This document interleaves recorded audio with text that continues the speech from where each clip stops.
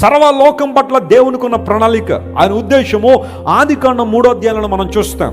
ఆయన సర్వలోకాన్ని రక్షించడానికి తన అమూల్యమైన ప్రాణాన్ని సిలువలో మన కోసం అర్పించి, లోక పాపమును మోసుకుని పోయే దేవుని గొర్రెపిల్లగా యేసు ప్రభు సిలువలో మన కోసం మరణించడం ద్వారా ఆ రక్షణ ప్రణాళికను యేసయ్య ఏం చేశాడు చెప్పండి? నెరవేర్చాడు. ఇప్పుడు ప్రశ్న అడుగుతాను, జాగ్రత్తగా గమనించండి.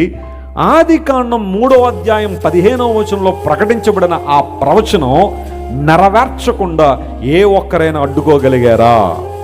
ఎవరు అడ్డుకోలేకపోయారు. ఆయన ప్రణాళికలు ఎప్పుడు కూడా ఇన్కరప్ట్ కాదు. ఆయన ప్రణాళికలు కుళ్ళు పట్టలేదు. ఆయన అనుకున్నాడు మానవుని రక్షిద్దామని, మానవుని కోసం ప్రాణం పెట్టాలనే ఆ ప్రణాళిక దేవుడు మొదట్లోనే కలిగి ఉన్నాడు. సమయం సంపూర్ణమైనప్పుడు, కాలం సంపూర్ణమైనప్పుడు యేసు ప్రభు ఈ లోకానికి రావడం, సిలువలో మన కోసం మరణించడం, ఇది అకస్మాత్తుగా జరిగిన కార్యమో కాదు. పరిశుద్ధుడైన దేవుడు కుళ్ళు పట్టలేదు.